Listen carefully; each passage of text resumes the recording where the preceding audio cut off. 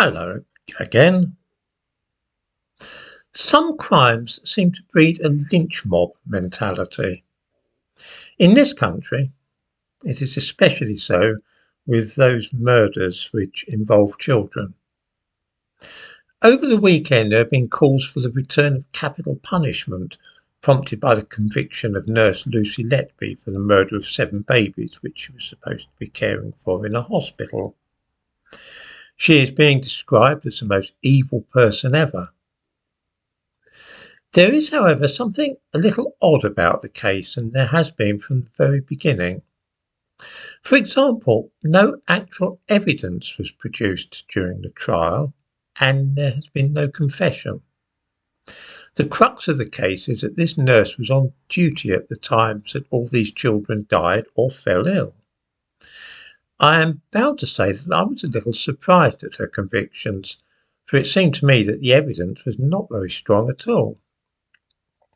The press, though, is in no doubt about the matter, and she has been denounced on front pages and in editorials over the weekend.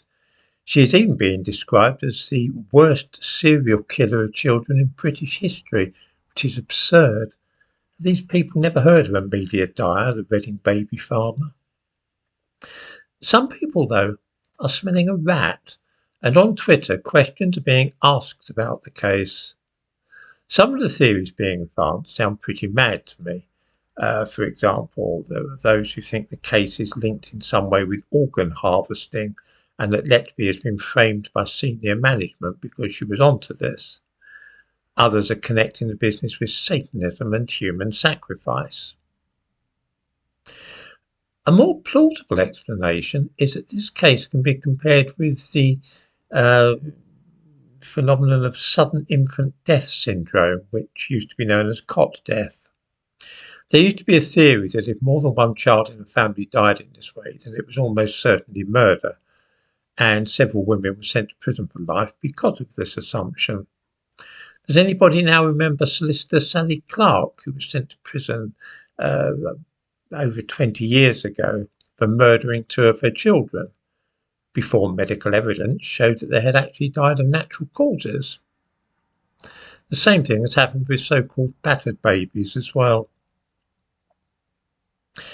In the case of Lucy Letby, the main evidence against her seemed to be that she was working a shift when all the babies died, and this was very, very fishy and statistically improbable. It was precisely the same evidence that was used against a Dutch nurse 20 years ago, Lucia de Burke, who was also convicted of murdering 7 patients at the hospital where she worked. At her trial, it was claimed that according to the statistical odds, the probability was only 1 in 342 million that a nurse's shift would coincide with so many of the deaths and resuscitations, purely by chance.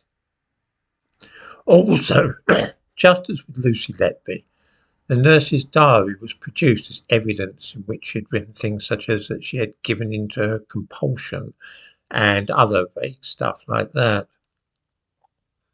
A year after she was sent to prison for life for the 7 supposed murders, Lucia de Berk was freed from prison because it had been discovered that all the deaths had in fact been due to natural causes.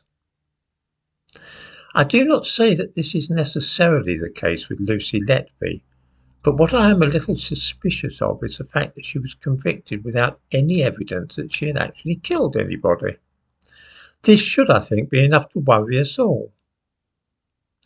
The problem is, though, that some of those who are currently raising doubts are doing so on the grounds of weird conspiracy theories rather than simply looking at the case and raising questions. Before we all join in the calls for a young woman to be locked up for the rest of her life, I think that we need to be very sure indeed that she really is guilty. Just working a shift in a hospital where babies die is probably not sufficient evidence for this. In the description of this video, I give a link to the Wikipedia page about Lucia de Berk, and there is something quite eerie about reading about a case which so very precisely mirrors that of Lucy Letby. The fact that in Lucia de Burke's case the evidence against her turned out to be nonsense might cause us to pause and ask if we are really sure about Lucy Letby.